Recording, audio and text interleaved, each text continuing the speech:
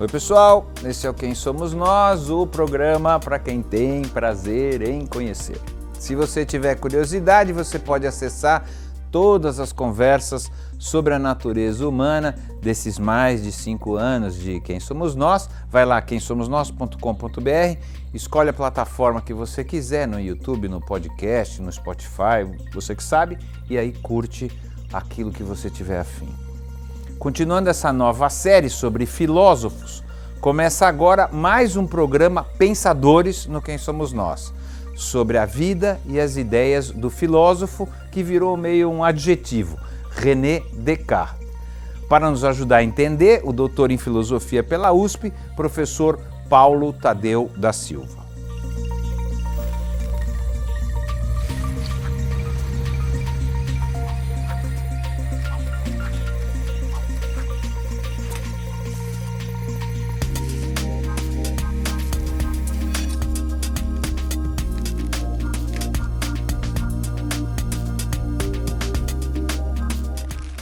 Quem é você? Bom, eu sou o Paulo Tadeu, sou professor da UFABC, na área de filosofia. Eu acho que é isso, tenho trabalhado bastante com filosofia moderna, particularmente com Descartes nos últimos anos. Tá, vamos lá. Vou repetir, quem é você, não o que você faz. Não entendi. Isso é o que você faz. Sim. Eu quero saber quem é você. Tá bom, começar de novo então.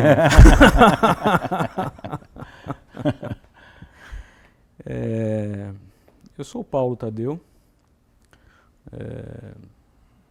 estudo filosofia há um bom tempo, sou formado pela USP, fiquei um bom tempo lá fazendo graduação, mestrado e doutorado, e depois de trabalhar com um correspondente do Descartes durante alguns anos, que foi o Mersenne, um padre, eu passei a estudar outros autores do período moderno, particularmente o Descartes. Depois de um tempo, isso de maneira mais consistente, a partir de 2004, e venho até hoje trabalhando com ele, trabalhando com o pensamento cartesiano. Tá. Me conta um pouquinho a tua formação antes disso. Por que você resolveu fazer filosofia? Se era isso que você imaginava que você ia fazer? Não. Como é que conta um pouquinho até você chegar nisso? Tá. Bom, eu comecei vamos dizer assim, a me interessar muito jovem pela música. Eu fui violonista durante um certo tempo. Bom? Dizem que sim. Eu nunca achei que fosse tão bom o suficiente, né? Mas eu estudei música durante mais ou menos uns 10 anos, né? E cheguei a fazer um pouquinho, um pedaço, uma faculdade de violão clássico. Violão clássico.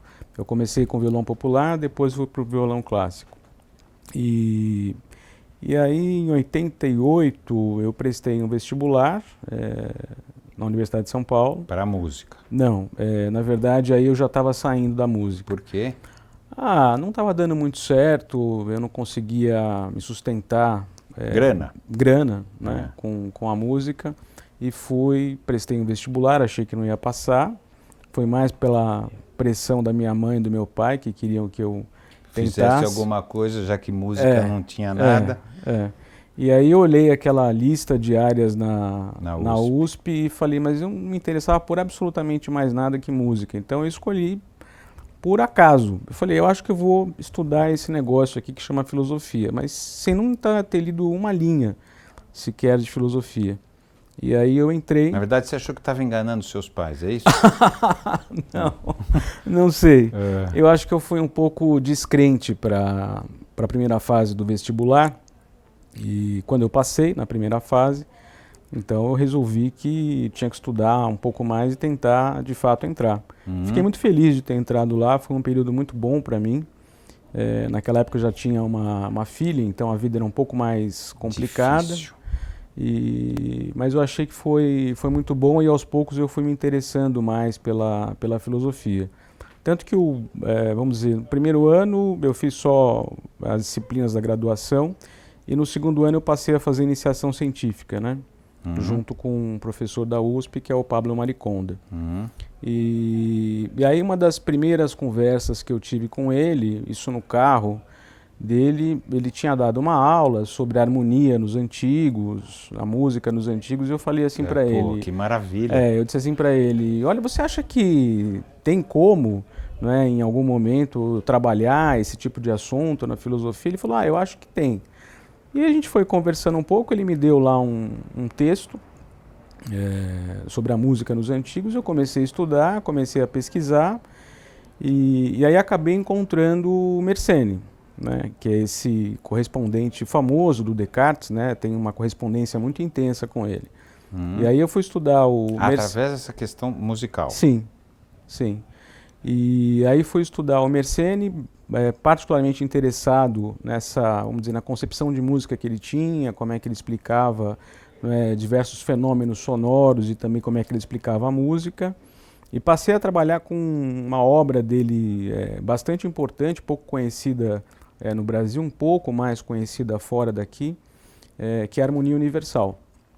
Então, sobre música? Sobre música. É um tratado enorme, tem lá 2 volumes, isso dá mais ou menos umas 900 páginas, alguma coisa assim, que ele trata de diversos assuntos sobre a música, né? Desde uma concepção física do som, natureza do som, uma teoria sobre a vibração das cordas, uma teoria dos tubos, uma teoria dos instrumentos musicais, até chegar na explicação das consonâncias, dissonâncias, na harmonia musical.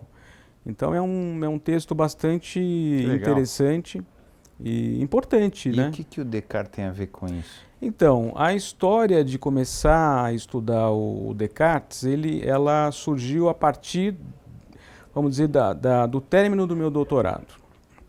O que aconteceu nesse momento?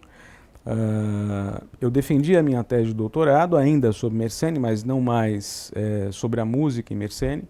Eu defendi uma tese falando do ceticismo em Mersenne, mas negando que Mersenne tivesse sido, de fato, um cético. Né? E aí eu saí de São Paulo e fui para uma universidade na Bahia, chamada UESC, fica em Ilhéus, terra do Jorge Amado. Né? Então eu fui para lá em 2004 e comecei a trabalhar com outros assuntos, já não estava tão mais interessado em trabalhar nem com a música, nem tão interessado em trabalhar com o Mersenne, e comecei a ampliar um pouco, vamos dizer, o meu estudo sobre a filosofia moderna. Comecei a estudar um pouco de Galileu, estudei algumas coisas e passei a estudar o Descartes. Isso primeiro me moveu, né, no sentido de compreender a física cartesiana, que eu acho que é uma das grandes contribuições que ele tem no período moderno, além da metafísica, evidentemente. E a partir dessa imersão na física do Descartes, principalmente em uma das suas últimas obras, que são os Princípios de Filosofia, eu passei a voltar um pouco, né, na obra do Descartes, para entender um pouco como é que isso começava, né? E, assim, com textos anteriores aos Princípios de Filosofia, como O Mundo, que ele não chegou a publicar em vida. Né? E isso, bom, eu fui desenvolvendo durante um determinado período, até que em 2010, né, em um evento que eu organizava na UESC junto com uma amiga minha, professora de lá também, chamada Marisa Donatelli, nós fizemos um evento e surgiu a ideia de fazer uma tradução integral do texto que o Descartes publicou. Foi o primeiro texto publicado por ele, né, em 1637, que é o Discurso do Método com os ensaios. Né? Isso formou uma equipe muito grande. Não existia? Não, no Brasil? A tradução do Discurso do Método existe. Né? Aliás, tem algumas traduções para a língua portuguesa. Exatamente. Mas nenhuma tradução do texto completo, o que é muito interessante. As traduções que existem são partes do texto? Na verdade, a história do discurso do método, da redação do discurso do método, da publicação do texto, ela é um pouco mais complexa do que a tradução que a gente tem hoje, ou pelo menos tinha até agora, do discurso do método. Por quê?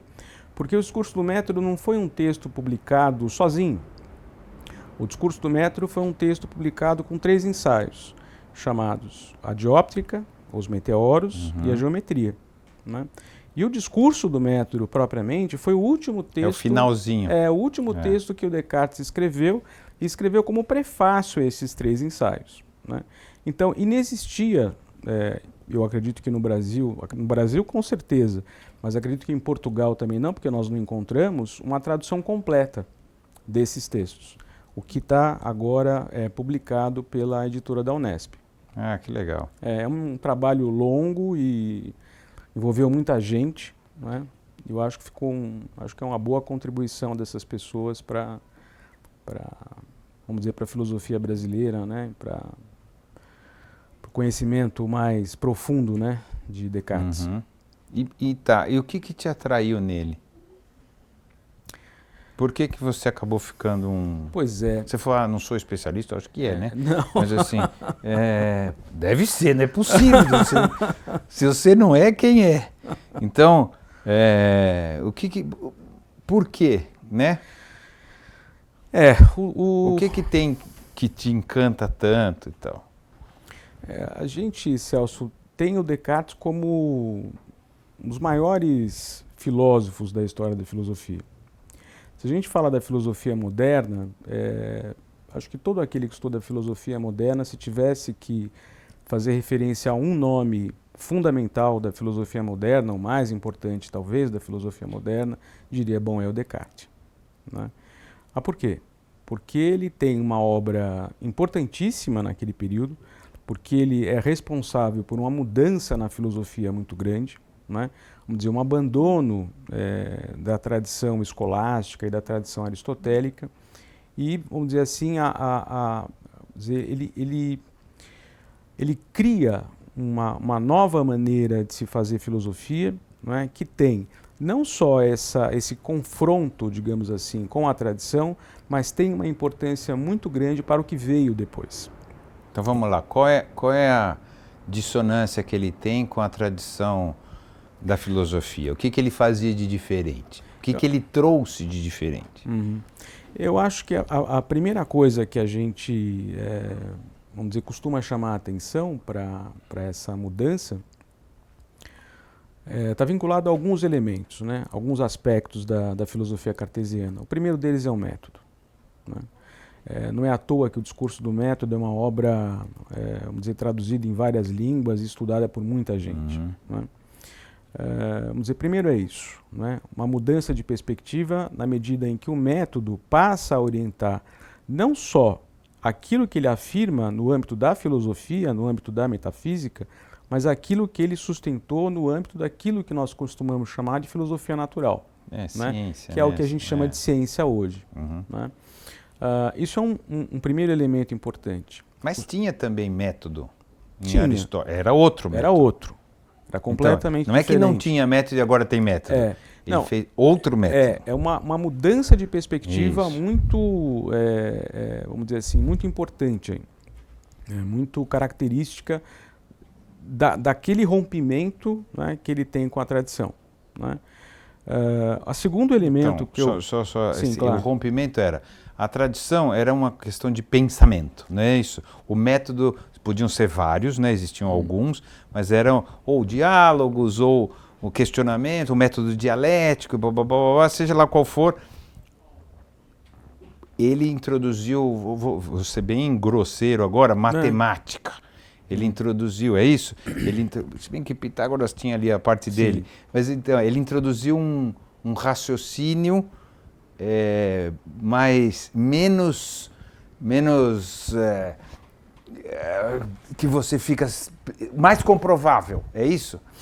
É mais ou menos... É isso que a gente pode falar?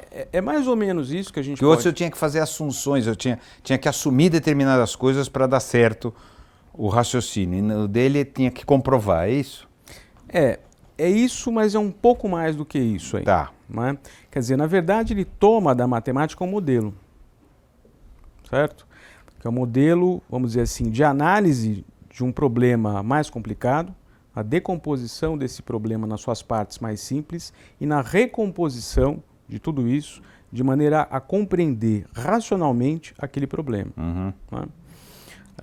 Tinha método anteriormente? Sim, tinha. Né? Mas a maneira como Descartes estabelece isso, que não está inteiramente, vamos dizer assim, colocado no discurso do método, mas uma obra que ele não publicou em vida, modifica a maneira de se pensar a ciência e a maneira de se pensar a filosofia.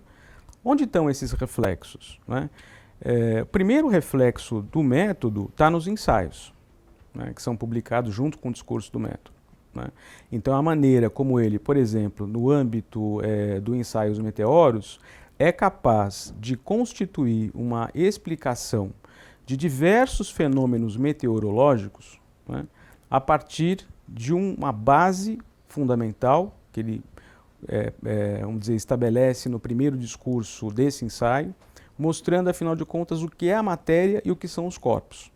E a partir disso, ele deduz, né, todo o restante dos fenômenos meteorológicos.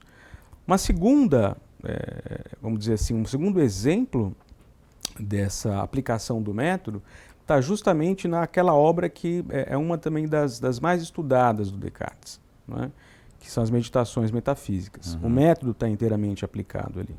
Né? Quer dizer, o método no sentido da análise de um problema, né, da existência das coisas do mundo exterior, da própria existência, da existência de entidades matemáticas e, fundamentalmente, da existência de Deus.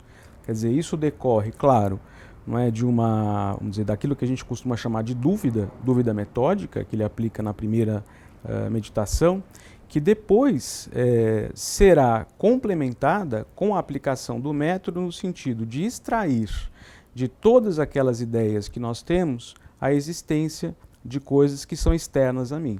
Né? Então, veja que digamos assim, a aplicação do método, ela se dá em dois domínios distintos. Um primeiro domínio físico, né? Que é o domínio científico, né? Quer dizer, aplica o método à física, mas aplica o método também à resolução de problemas técnicos, e um segundo domínio, que é a aplicação do método, vamos dizer, num terreno muito mais próximo, muito mais próximo da filosofia, que é a metafísica. Né? E aí ele chega em Deus através disso? Sim, ele chega a provar a existência de Deus, que para ele é fundamental. Então, não é? Mas antes qual de provar... que é o argumento disso? Então, esse argumento é um dos mais complicados, né, de se explicar em Descartes. Né? Porque a história, como é que começa? A história começa na primeira meditação, né? Quando ele duvida de uma série de coisas, ou quando ele põe em dúvida, para ser mais rigoroso, uma série de coisas. Por exemplo, a sua existência aqui, né? A existência dessa poltrona na qual você está sentado. Né? Quer dizer, não tenho garantia de que isso, no final das contas, existe realmente. Né? Descartes coloca, né, os objetos do mundo exterior em suspense. Por quê? Porque não há uma evidência que de fato eles existam, porque muitas vezes eu fui enganado pelos meus sentidos, né, ao aprender um determinado objeto assim ou assado. O segundo conjunto de coisas que ele coloca em dúvida são justamente as entidades matemáticas. Né? Mas isso era tomado por ele como alguma coisa absolutamente certa e segura. Né? Então, como alguma coisa absolutamente evidente, como ele poderia colocar isso em dúvida? E aí o recurso, né, a estratégia de, vamos dizer, supor a existência de um gênio maligno, de um Deus enganador, que me enganaria todas as vezes em que eu, por exemplo, somo 2 mais 2. Eu obtenho como resultado 4. Ou todas as vezes que eu compreendo, né, que a soma dos ângulos internos de um triângulo é igual a 2 ângulos retos. Muito bem. Quer dizer, esgotados todos os argumentos, e esses não são os únicos, porque é o argumento do sonho também, o que resta a ele, Descartes? Quase nada. A primeira coisa que vai resistir a essa dúvida, vamos dizer, que aflora desse processo de dúvida, é justamente a sua existência. Mas que existência é essa? É uma existência enquanto pensamento. Né? E por isso, né, o eu sou, eu existo, das meditações metafísicas, ou penso, logo existo, né, que é a formulação, vamos dizer assim, mais largamente difundida. Né? Bom, a partir daí, como é que eu provo a existência de Deus que eu não vejo. Uhum. Ela justamente é extraída, vamos dizer, de uma certa relação entre as ideias que eu possuo e a sua relação com o objeto que a causaria. Tá. Portanto, isso gira no domínio das representações que eu tenho dos objetos. Né? E na medida em que ele tem, para ser muito sucinto, né? Na medida em que ele tem uma ideia de infinito, ele precisa procurar qual é a causa dessa ideia. Né? Ele acredita que não dava para ter uma ideia de infinito se não existisse infinito, é isso? Não daria para ter... O fato de eu achar que tem, ou de eu ter esta ideia, justifica... Bom, se não existe o infinito, por que é que eu penso no infinito, é isso? Sim. Na verdade, não é só o infinito. Não, por exemplo, né? Mas por exemplo, mas usando ideia, o infinito. Exatamente. Sim, qualquer ideia que eu tenha... Se não tem Deus, por que é que eu penso em Deus? Se não, sim, não é isso? Sim, sim. E aí o que ocorre é que ele não consegue encontrar para essa ideia, que ele concebe como efeito, porque toda ideia é efeito de alguma coisa, né? Ele não consegue encontrar nele próprio e nem nas coisas sensíveis, vamos dizer assim, a referência ou a causa daquela ideia que ele possui de infinito. Né? E de onde decorre essa ideia? Né? O ser que possui todos os seus atributos de modo infinito é Deus. Então, de maneira muito resumida, né, porque, claro, a prova é imensa, claro. Não é? Esse é o caminho do raciocínio dele. Ele prova, então, de que uma vez que eu tenho a ideia, é preciso que haja a causa dessa ideia, essa causa só pode ser Deus. E isso tem, vamos dizer assim, uma importância fundamental naquele período. Né? Para a igreja. Não só para a igreja. Porque a ciência caminhou para o outro lado, né? Depois. Sim, depois. Depois, né? Naquele momento naquele não, momento, mas... não. Naquele momento não, mas depois a ciência encostou isso e foi para outro caminho, né? Mas aquilo, naquele momento, não é? Vamos dizer, ele publica o Discurso do Método com os ensaios em 1637. E as meditações são publicadas, salvo engano, em 1641. Né? Quer dizer, esse período, né, vamos dizer, do início da terceira década até o início da quarta década do século XVII, é um período bastante complicado. Né? Em que sentido? Bom, em 1632 o Galileu publica, né, uma obra importantíssima, né, que é o Diálogo sobre os dois máximos sistemas do mundo. Né? Essa obra tem uma circulação rápida. Né? Galileu é condenado. Não se deu bem com isso. Ele é condenado, já muito velho, né, e cego. Ele é condenado em 33. O que faz, em 1633, o que faz com que Descartes, o que faz com que Descartes, ele tome uma decisão que eu entendo como uma decisão muito importante. Uma decisão importante para a publicação do Discurso do Método e uma mudança importante para toda a trajetória que ele vai tomar a partir de final de 33, 34. Que é o que? Ele abre mão de publicar uma obra a qual ele vinha se dedicando mais ou menos desde 1629, 1630, que é o Tratado, né, O Mundo ou Tratado da Luz. Quer dizer, por que ele faz isso? Ele faz isso porque ele se comprometia nesse texto, né, justamente com muitas teses com as quais o Galileu se comprometia também. Sim, quer dizer, ele resolveu se proteger. Sim. Autocensura chama. Chamando hoje não vou publicar isso porque os caras vão me prender. Não é isso? E o engraçado é que ele comunica aquele correspondente Mersenne, final de 33, tem uma carta famosa em que ele diz que ele pretendia mandar ao Mersenne aquele texto, né, O Mundo, ele diz o meu mundo, né, como um presente de final de ano. Mas que ele ficou sabendo da condenação do Galileu, que ele acreditava ser uma pessoa que era bem vista pela igreja, resolveu não publicar mais o texto. O engraçado dessa história toda é que muita gente que estuda o Descartes costuma dizer assim, referir essa carta como uma carta importante. De fato ela é, né? Mas essa preocupação do Descartes de que aquele texto não fosse publicado foi tão grande, nem publicado nem divulgado, que ele manda até mais ou menos maio de 34 mais outras cartas dizendo ao Mersenne: olha, não vou publicar o texto. E não comenta com ninguém. E não comenta com ninguém. A referência que ele faz a esse texto, ela só acontece no discurso do método. No finalzinho do discurso do método, ele faz referência a um tratado que determinadas circunstâncias o impediram, não é, de publicar e etc. E isso tem uma importância muito grande, por quê?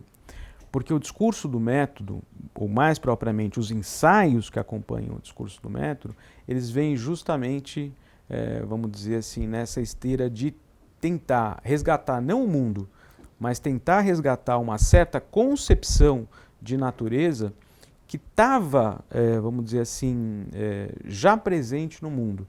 E aí é que ele lança as bases, vamos dizer, da sua física, ou de uma física muito especial, que está, vamos dizer, circunscrita nos meteoros à explicação de fenômenos terrestres, meteorológicos nesse sentido. Então, materialista, tá certo nesse sentido? Sim, nesse sentido materialista, e o materialismo aí tem que ser entendido num sentido muito preciso. Quer dizer, é uma explicação sobre o mundo material, né? Mas é uma explicação matemática e é uma explicação, acima de tudo, mecanicista. Quer dizer, é entender o mundo, né, como um mecanismo, né, como uma máquina. Então essa história do Deus para ele foi só para se cobrir.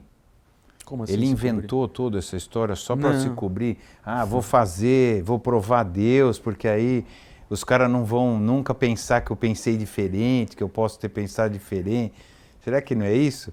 Assim, fala, peraí, eu dou uma no cravo, uma na ferradura, entendeu? Ele vai para cá, mas fala, mas também faço isso aqui. Será que não é por aí, não? Então, eu acho que sim, tem uma preocupação muito grande do Descartes. De se proteger, tá certo? Não só de se proteger, mas de dizer que a física que ele, vamos dizer, que ele estava sustentando, ela possuía uma fundamentação metafísica. Acho que esse é um ponto crucial, né?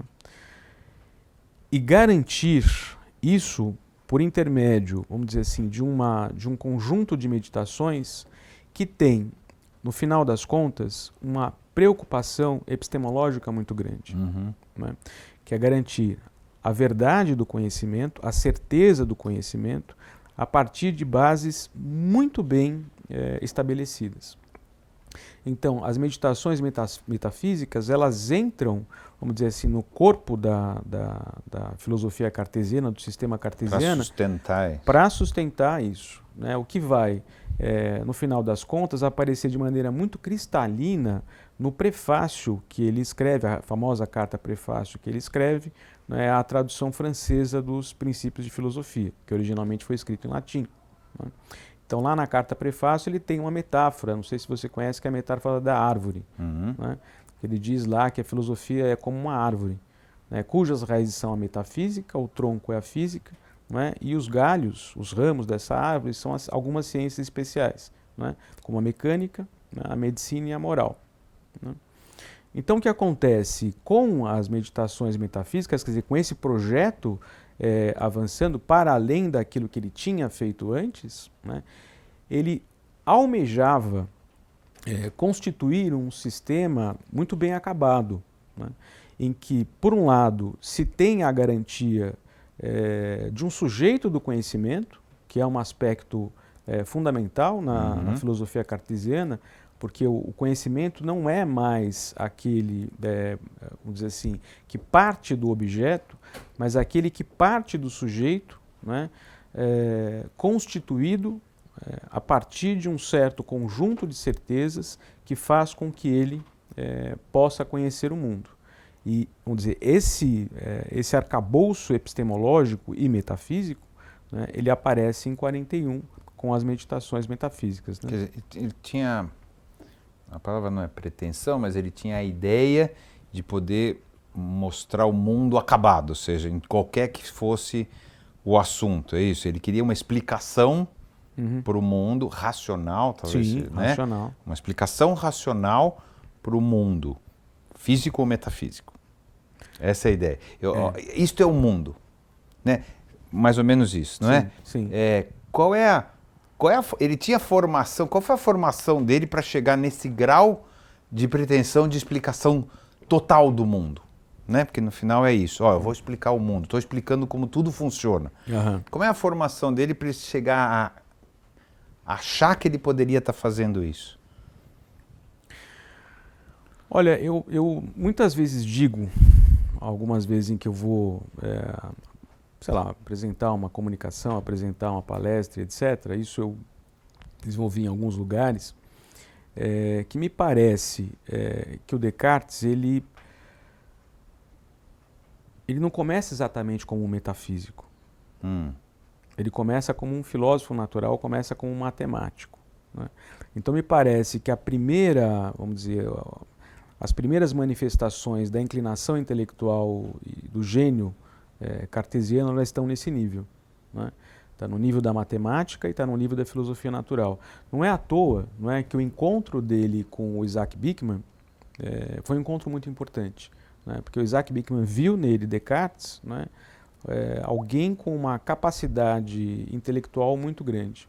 Então me parece que essa formação do Descartes, ela se dá, vamos dizer, primeiramente nesse âmbito, no âmbito da matemática e no âmbito da filosofia natural, no âmbito da ciência.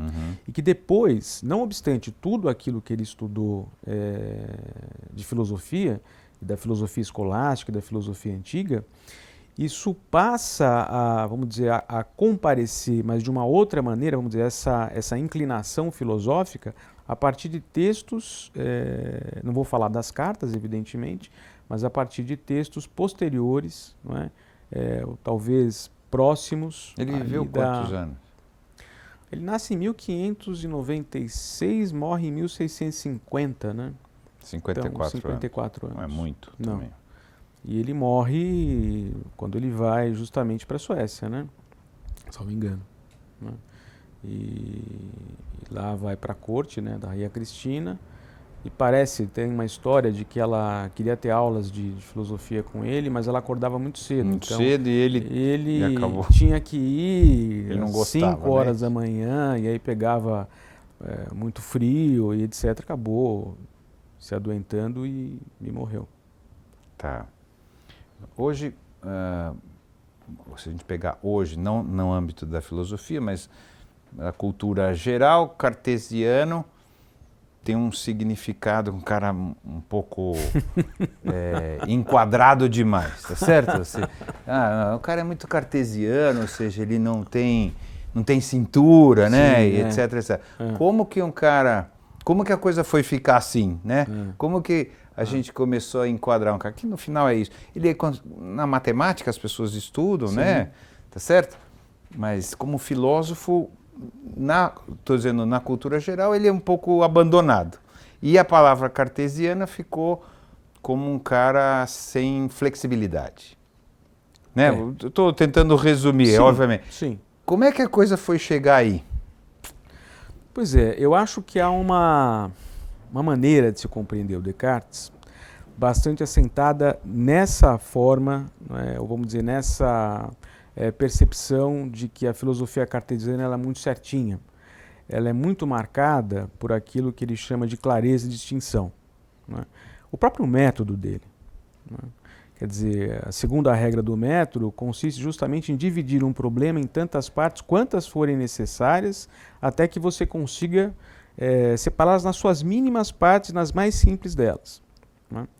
Quer dizer, essa maneira de se conceber o conhecimento, de se conceber a filosofia, ela acabou ficando muito marcada por essa, eu chamaria de caricatura, né, de que Descartes realmente conseguiu atingir a certeza em todos os domínios, conseguiu ser absolutamente claro e distinto em todos os domínios. Não, né? Permite dúvida, né? Não permite dúvida nenhuma. E é engraçado isso, porque é justamente da dúvida que ele parte, não é? E não de uma certeza absoluta. Aquela dúvida a qual ele ele coloca em funcionamento nas meditações metafísicas não é uma dúvida trivial, né? E aí se tem essa concepção de que Descartes é um sujeito assim que estabeleceu tudo muito direitinho. Eu sei tudo. Né? E estabelece tudo com muitas provas, etc. Né? Demonstrativamente infalível. E eu não acho que é isso. Eu acho que o Descartes deixou algumas coisas em aberto, sim.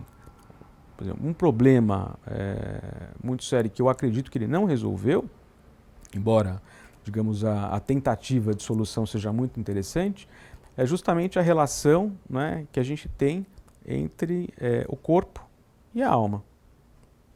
Bom, nem ele, nem ninguém resolveu. Mas ele tem uma tentativa muito importante, por quê? Porque ao separar dois mundos distintos, né, o mundo do pensamento, né, ou para usar o jargão... Já existia, não é isso? Pois é, isso mas Platão, né? Mas Descartes, ele tem um problema um pouco mais sensível nesse momento, né? Por quê? Porque as meditações metafísicas são escritas no espírito, não é?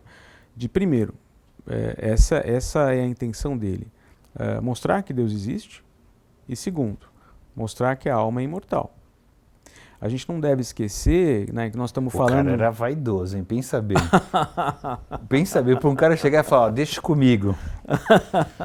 Duas coisas que eu vou mostrar para todo mundo, tá certo? Deus existe e a alma é imortal. Fora isso, o resto não importa. Mas era um projeto para ele muito, muito importante naquele período, né?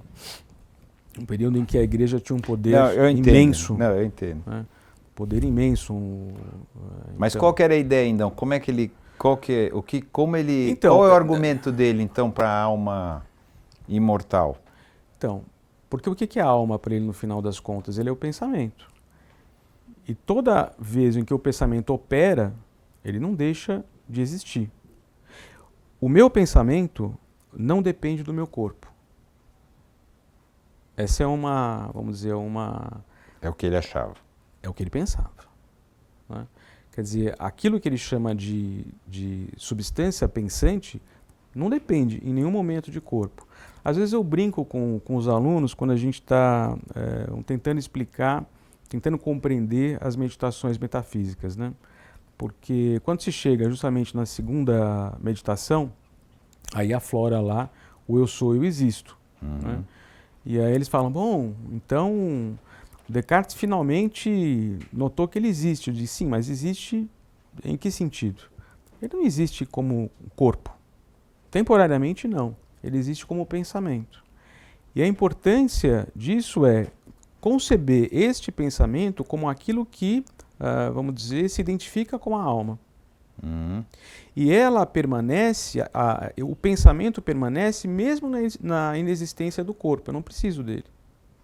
O problema é quando nós estamos aqui e somos esse composto, né, um composto muito difícil de se entender, de se explicar, quer dizer, a alma junto com o corpo, que uma série de, vamos dizer assim, questões afloram. Né? Por exemplo, uma questão importante, afinal de contas, como é que o meu corpo se comunica com a minha alma? E como é que a minha alma se comunica com o meu corpo? Por quê? Ele não conhecia neurociência. Não. Né? Tá certo? Onde o simplificaria bastante essa resposta. Mas talvez a contribuição dele, mesmo que longínquamente, da neurociência, seja justamente tentar pensar aquilo que a gente concebe como corpo, e a explicação dele é bastante interessante para aquele momento, e aquilo que a gente entende como pensamento. Então, o que é o corpo por Descartes? É uma máquina, assim como qualquer outro corpo. Né? Acontece que nessa máquina que somos nós, está depositada também uma alma. Mas não, como ele diz, né? Não como se fosse um piloto no seu navio, mas ela está presente no corpo e misturada com o corpo de uma maneira, vamos dizer assim, quase que indissociável. Né? Essa é dura de provar, hein? Ele usou o método dele para provar isso, porque é difícil você chegar nesse ponto. Essa é uma... Porque essa você tem que assumir. O quê? A minha alma está no meu corpo. Como que ele prova isso? Pelo método dele. de dividir tudinho, racional, matemático, isso é mais complicado. Não, isso né? é mais complicado. É complicado, tem que falar, bom, nessa parte o meu método não vale. Mas esse é um dos, vamos dizer, um dos principais problemas, né, que ele tem. Como justificar a relação da alma com o corpo? Ele tenta fazer isso num texto que é o último texto dele, na verdade, que são as Paixões da Alma. Isso na primeira parte das Paixões da Alma, né? Quando ele descreve o corpo como uma máquina e ele tenta, vamos dizer, mostrar como a alma está unida a esse corpo. E como ela se relaciona. E como ela se relaciona, quer dizer, como o corpo afeta a alma de alguma forma e como a alma é capaz de afetar o corpo de uma outra forma. O problema é como é que duas substâncias essencialmente distintas, o corpo que ele entende como extensão, não é? E a alma que ele entende como pensamento, como uma coisa imaterial, como é que o imaterial como um age no outro. Age com relação ao outro e vice-versa. Uhum. Esse é um problema até agora, né? Sim. Esse é um problema que, para quem ainda coloca dessa maneira, não consegue... Quer dizer, a igreja conseguiu lá falar, não, é uma centelha, não é isso? A igreja coloca como algo que nos guia, não é isso? Uhum. Certo? A alma. A alma, Sim. algo que nos guia. Que a neurociência leva para outro lado completamente diferente, onde a mente e o cérebro são a mesma coisa, não é? Uhum. E para ele também não era. Então, para ele é distinto. É. Né? Embora ele afirme textualmente que a sede da alma está no cérebro. Uma pequena glândula no cérebro chamada de glândula pineal. Pineal, sei. Então, quer dizer, e como é que a alma é afetada por isso? Esse é um chutaço também, né? Ah, sim, isso é uma... Você chuta. É uma... Vamos dizer, eu posso falar, não, tá não sei aonde, né? Não, mas aí tem uma coisa interessante, Celso. Porque muitos místicos usaram essa coisa do Descartes, que é isso aí é de um misticismo. É não cartesiano, total, pensa bem. Não tem nada a ver com ele. Você chutar um lugar né, sem nenhuma explicação clara, né? Não, na verdade, assim, esse chute, né, ele está assentado, vamos dizer, nos estudos de fisiologia do Descartes. O que acontece? Ele nota que há essa pequena glândula lá e ele, vamos dizer, supõe a função que ela tem. Então, isso chama chute. Mas ela está suposta ali para que ela tenha uma determinada função. O que isso que a gente pode chamar de chute, né, para ele é muitas vezes uma suposição, quer dizer, uma hipótese. E ele trabalha com um certo conjunto de suposições. Por exemplo, lá no ensaio, não só nesse ensaio, né, mas também no Mundo e nos Princípios de Filosofia, ele diz que os corpos eles são compostos de pequenas partes, que no final das contas, lá na metafísica, vai ser entendido como extensão. Extensão no sentido, vamos dizer, de extensão geométrica. Não é?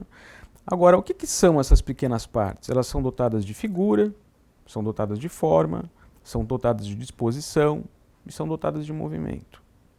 Ele efetivamente viu essas pequenas partes? Diria que não. Não viu. Mas ele supõe que elas existam, assim como os atomistas supuseram lá atrás que havia átomos. Claro. E o Descartes não era um atomista de forma nenhuma, pelo contrário, rejeita, né, os atomistas do começo ao fim da vida. Não, vamos dizer, não compactua. Não. Nem a existência dos átomos, nem a existência do vazio. E aí ele tem um problema, né? E o problema dele é, bom, então o que são essas partes? Coisas pequenas. Essas coisas que pequenininhas. Não átomos. Que não átomos. São pequenos corpúsculos que ele diz são indefinidamente divisíveis. Né? Para sempre divisíveis. Para sempre a questão divisíveis. deles não tem nada que é indivisível, é isso? Não. Por quê? Qual que era o grande problema de ter um treco indivisível? Então, ele acredita, um dos argumentos, eu vou reportar ele agora, que é um deles, né? É que se eu digo que uma pequena parte da matéria é indivisível, eu limito o poder divino em fazer qualquer coisa. Quer dizer, Deus seria capaz de dividir aquela quantidade quantas vezes ele desejasse. Tudo bem? Agora, além disso, negar simplesmente os átomos é a única coisa que o afasta do atomismo? Não. A outra coisa que o afasta do atomismo é justamente a negação do vazio. Mas como é que essas Também coisas... por causa de Deus, não é isso? Não existe vazio, por não. que que, afinal de contas, as coisas se movem? Segundo os atomistas, porque há vazio entre um átomo e outro átomo. Para Descartes, vamos dizer, a concepção do vazio, alguma coisa que não é, era inconcebível. Mas ele precisa explicar como é que se dá o movimento dessas pequenas partes. E como é que ele explica? Mais uma vez, né, para falar dos chutes, né, ele supõe, né, a existência de alguma coisa que ele chama de matéria sutil. Matéria sutilíssima que é diferente das pequenas partes que compõem os corpos. E é essa matéria sutil, vamos dizer assim, que faz com que essas pequenas partes se movimentem ou mais, ou se movimentem menos. Essas suposições deles não são anti-cartesianas? Porque o método dele não prevê comprovações. Sim. Então, suposições não são comprovações, né? A gente tem que... ou uma coisa ou outra. Então, não tem um salto de raciocínio ou uma certa indulgência de raciocínio dele quando ele fala, não, olha, o método é esse e a ciência de alguma maneira seguiu isso. Até essa ideia de dividir as coisas em muitas coisas para poder compreender. Hoje a ciência já vê de outro jeito, né? Mas por muito tempo foi assim, né? Ele parece dois caras falando, tá certo? Ele fala, ó, vocês vão fazer desse jeito, mas eu posso fazer uma suposição. Não é esquisito? Mais ou menos. Então vai. Mais ou menos. Porque, na verdade, se a gente tomar a maneira como o Descartes se refere àquilo que ele chama de suposição, que a gente chamaria de hipótese, né? Ele diz assim, na verdade, essas suposições, elas são demonstradas, né, pelos efeitos. Deveriam ser, certo? Algumas não. Tem que pular, tem que dar uns outras pulos, sim. tá certo?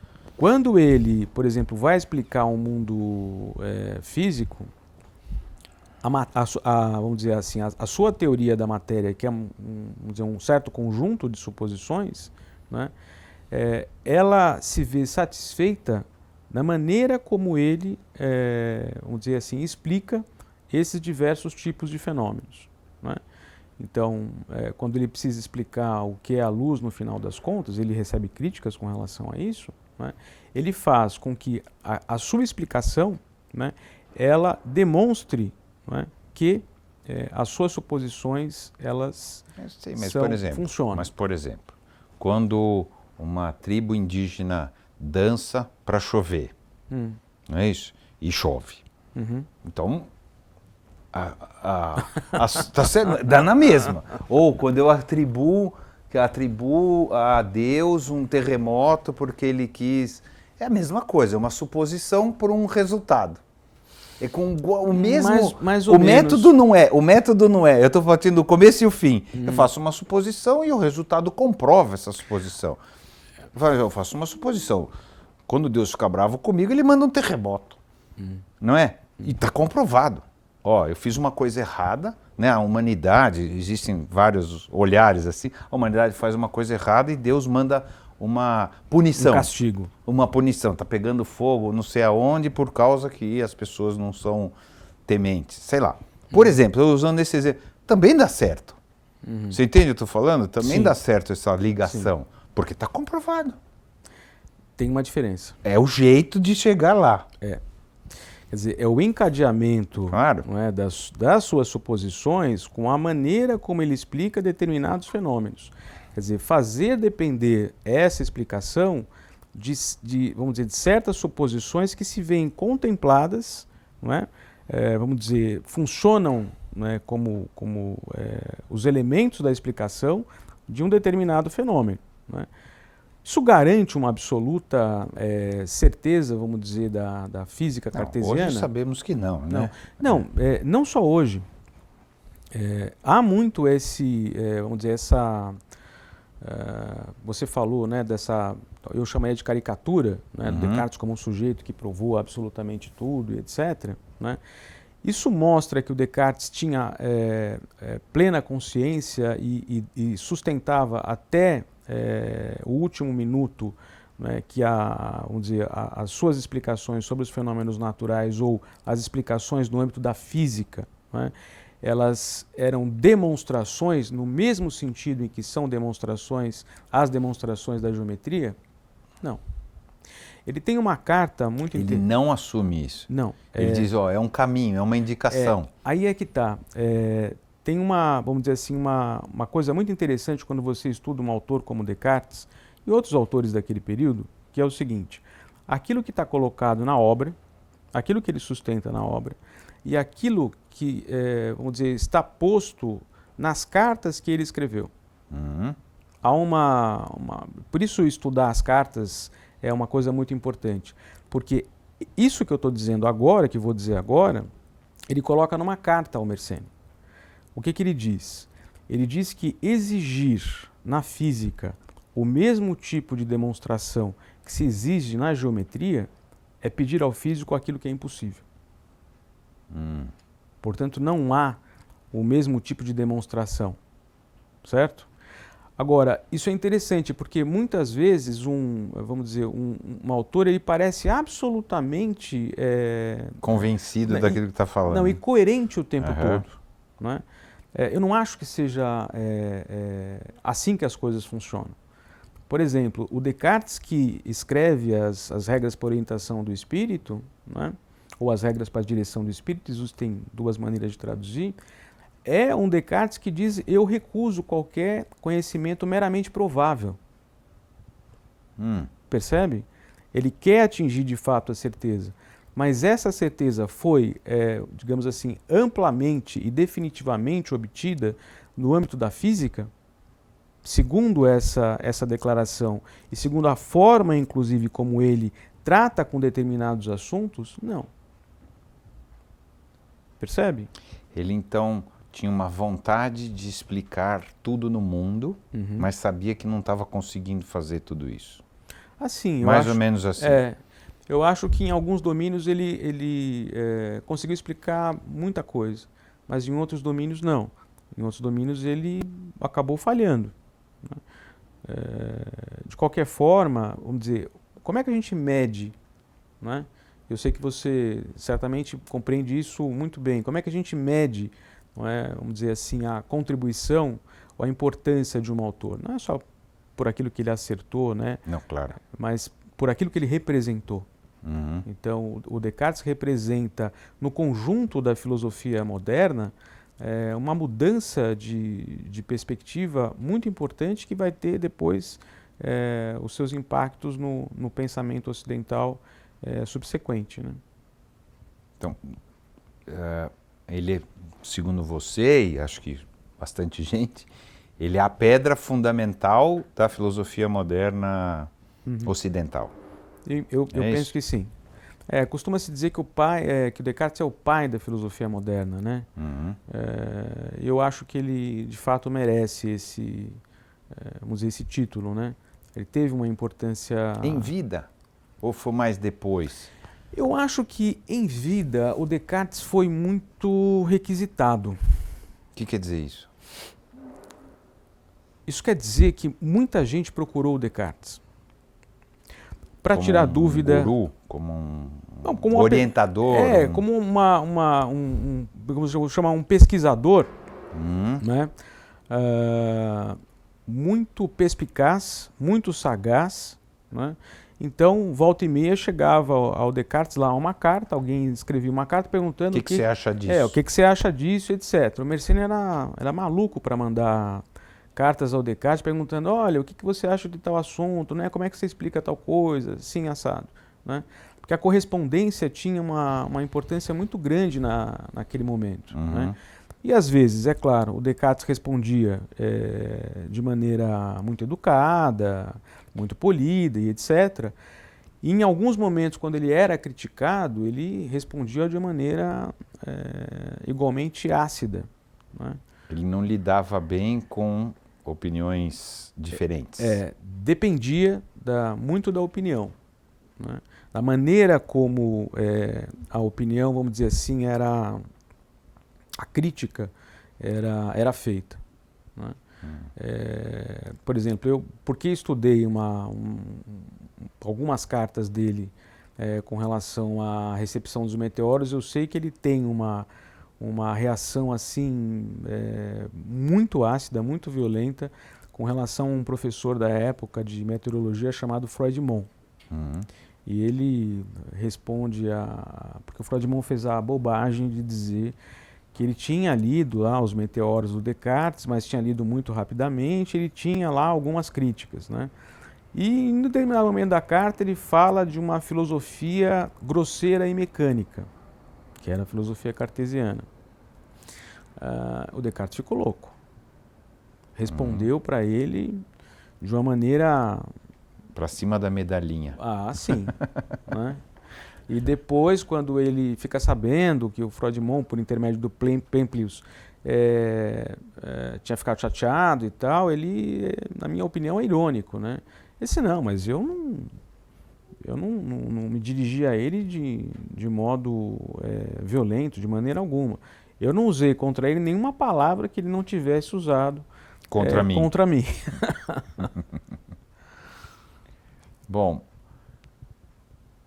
a gente tem agora uma visão, né? Eu quero voltar porque a gente não conseguiu, pelo menos eu acho que a gente não conseguiu ainda passar, por que virou cartesiano como uma coisa, não ruim, mas limitado, né?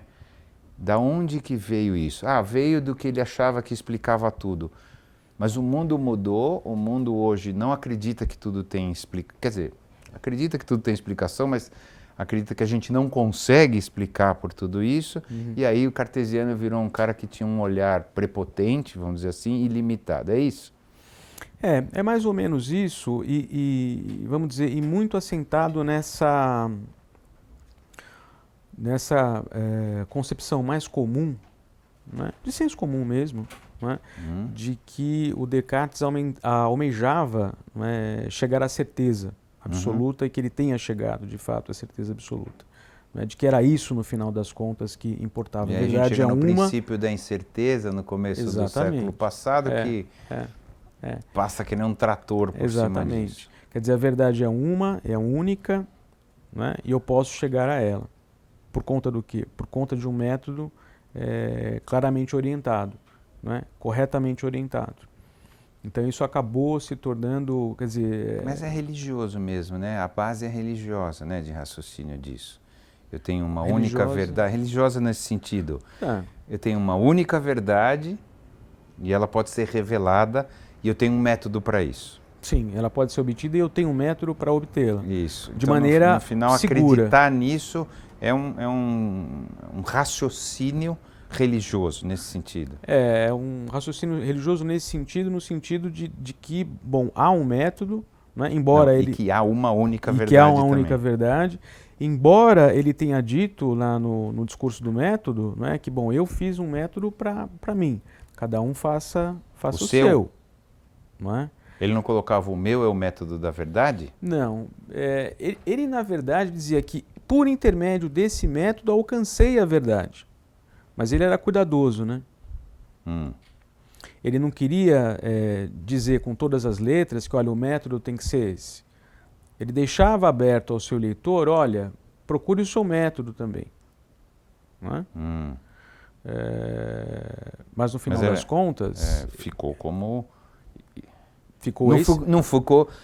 Não é essa a imagem que ficou. A imagem que ficou olha, eu tenho a verdade, essa é a verdade e esse é o jeito de chegar a ela, não é isso? Sim, exatamente. Que é a maneira, né, como ele, vamos dizer assim, como ele concebe isso que está tão bem, segundo ele, compartilhado entre os homens, né? Que é o começo do discurso do método. Ele diz: o bom senso, a razão é a coisa melhor compartilhada ou compartida entre os homens, de tal modo que cada um não deseja ter mais do que tem, certo? Mas, ele continua, não basta ter um espírito bom, não basta ter bom senso, é preciso saber como aplicá-lo bem, né? E aí vem toda a necessidade do método, como fazer. Claro. Bom, hoje não, como naquele momento então ele via a humanidade? Quem Descartes achava que nós éramos? Ou que nós somos, que fosse agora? Quem somos nós do ponto de vista do Descartes? Isso em que sentido? No sentido de pensar o homem? A humanidade, o ser humano, a humanidade. Qual que era o olhar dele para a nossa experiência humana? Eu não sei se eu consigo responder essa pergunta na pele dele. Eu não sei se eu consigo responder. Eu acho que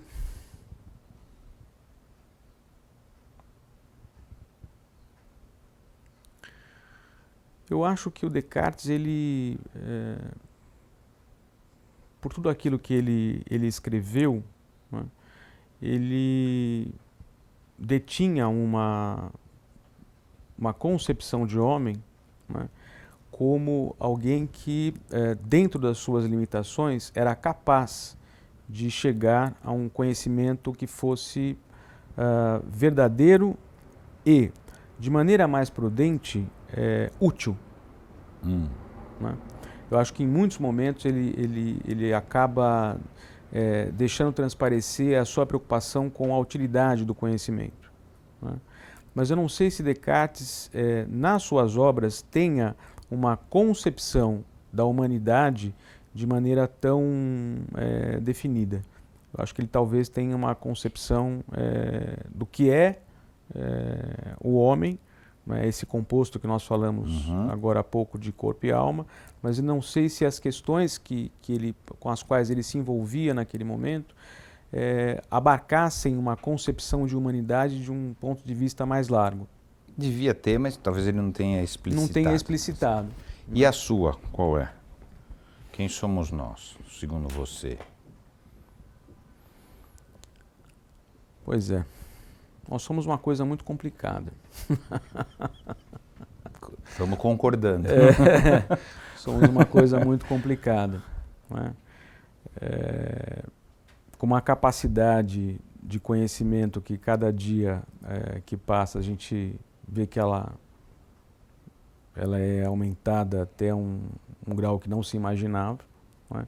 Mas ao mesmo tempo, vamos dizer, imersos num mundo com problemas muito sérios, problemas sociais muito sérios, problemas econômicos muito sérios, problemas morais muito sérios. Ambientais muito sérios.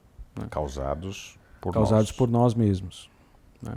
E talvez essa seja, vamos dizer, uma herança que nós tenhamos não só do Descartes nesse caso, né? Nós tenhamos da filosofia moderna de maneira geral. Né? Por quê? Porque esses filósofos modernos, né, aí você pode colocar o Descartes, o Mersenne, o Bacon, o Hobbes e uma série de outros, o que se almejava no final das contas com a ciência? Dominar o mundo. Fazer com que o mundo fosse um lugar melhor para que nós vivêssemos. Vamos dizer, ter um domínio tal sobre a natureza, né, que nós possamos utilizá-la a nosso favor. A ironia é que a gente deu tudo errado. O domínio da natureza se voltou contra nós. Foi a resposta. Né? Então hoje a gente, claro, tem esse problema ambiental ao qual você falou, se referiu agora há pouco, mas eu acho que a gente tem um problema muito sério, né, que é o problema dessa absurda e completa, não resolvida até hoje, desigualdade entre os homens. Né? Eu acho que Descartes, por melhor intenção que ele tivesse, né, com relação a esse domínio da natureza, ele, por exemplo, né, quer dizer, isso não resolveu esse problema grave, essa penúria, né, em que algumas pessoas vivem. Né? Então eu acho que nós vivemos num mundo bastante complicado e eu não sei o que será o mundo nos próximos anos. Eu vejo, assim como muita gente vê, né, vamos dizer, uma situação de muita intolerância e muita violência. Depois o que vai aprofundar a injustiça social. Né? Eu acho. Claro. Eu acho.